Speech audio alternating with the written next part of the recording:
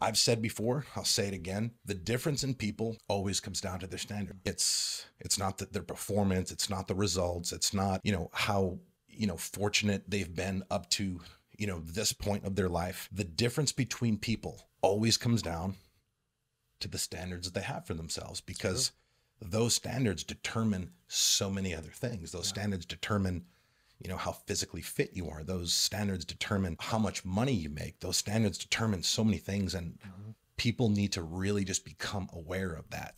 The standards that we set for ourselves, meaning like a standard is just that.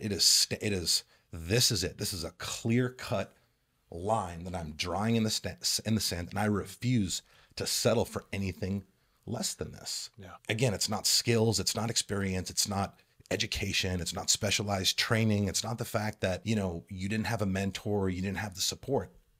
It comes down to the standards that you set for yourself. Robbins says it. He says it, when your shoulds become your musts. Right. That's your standards. Right. And I like that saying. Yeah. So basically, the way that we change our life is by raising our standards. Now, this isn't a one-time shot, right? We're not like a one-trick pony. We have to realize that the key to living an extraordinary life is constantly seeking the next level, constantly looking to make progress, and constantly looking to evolve.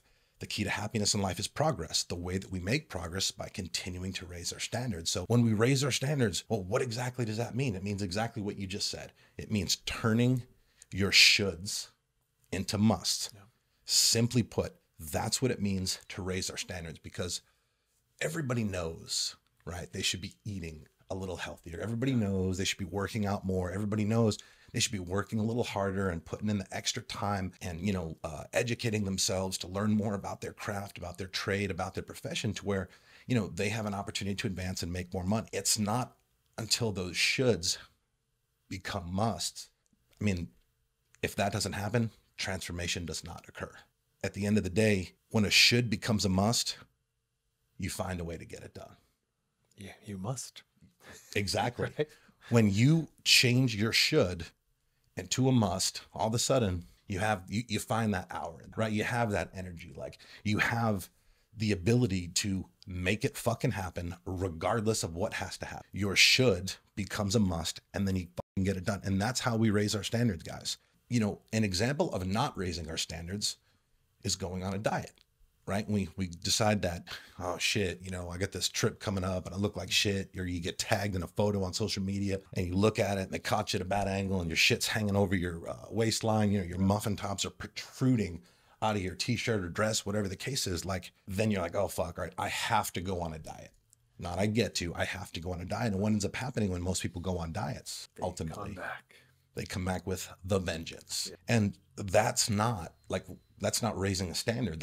It's not what we do some of the time. Temporary standard. Yeah. And that's what I see a lot of in the world. Unfortunately, we see a lot of people that. It's true. But that's why we have leaders, right? Because leaders are the guys that have standards, and they have the highest standards. That's how you become a leader, right? Again, like when we decide to make any sort of change in our life, personally, professionally, whether it's with our finances, whether it's our body, our health, our relationships, our community involvement, seeking out more time to work on a hobby, maybe play an instrument, maybe, you like going hiking and all this. Like, it's not what we do some of the time that defines us. It's not what we do, even if it's a couple months, it has to become part of who we are.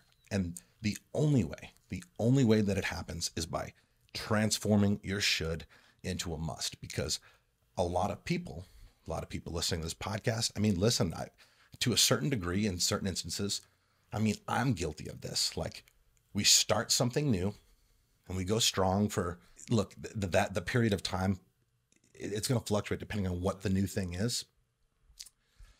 But what I see happening most times is when, as soon as like a curveball is like thrown in, like the mix, right, sure. Things get tough. There's like an added stressor that gets mixed into the equation. All of a sudden, that new thing that, you were really excited and really motivated to begin doing, all of a sudden it gets put on the back burner. And ultimately, you deviate back to your normal patterns, your normal way of doing things, the way that you've done things for the majority of your life. Yep.